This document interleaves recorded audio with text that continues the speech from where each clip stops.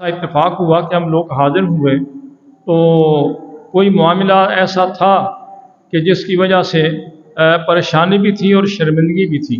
वो वाक़या भी उन्होंने सुनाया।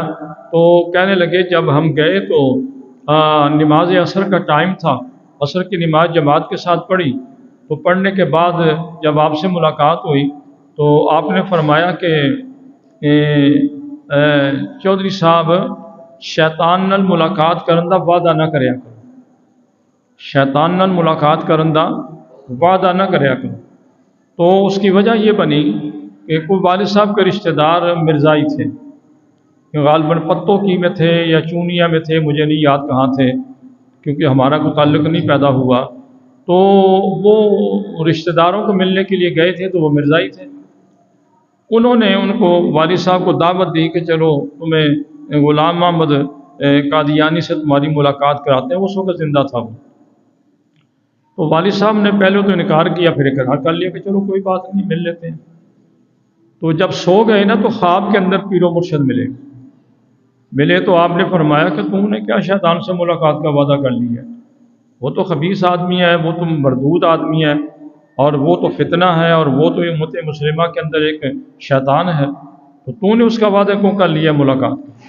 तो वालिद साहब कहते हैं मैं वो ख्वाब के अंदर ही उनसे माफ़ी मांगता रहा।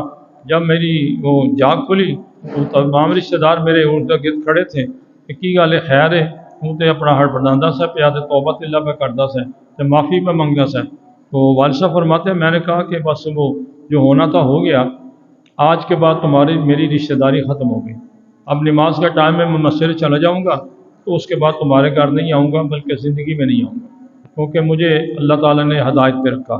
फरमाते हैं ये वाक़या हुआ था तो मैं वो उस वक्त गया जब, तो आपने मिलते ही पहले नंबर पर यह बात कही कि वो शैतान से मुलाकात का तो वादा नहीं करते जी। वालिद साहब रहमतुल्लाह अलैह फरमाते पर हज़रत ने फरमाया कि फ़कीर की तवज्जो हर सहरी के टाइम पे अपने मुरीद की तरफ जाती है, अपने मुरीद की तरफ जाती है। अगर मेरा मुरीद जाग रहा होता है, यानी तहज्जुद पढ़ रहा होता है, या कुरान पढ़ रहा होता है, या तिलावत कर रहा होता है, या अल्लाह के ज़िक्र फ़िक्र में लगा होता है, तो फरमाया उसको वसूल हो जाती है। लेकिन अगर वो सोया हुआ होता है तो वो वापस आ जाती है। और फ़कीर को पता चल जाता है कि मेरा फ़लाँ मुरीद जो है ना वो इस वक्त गफलत के अंदर है।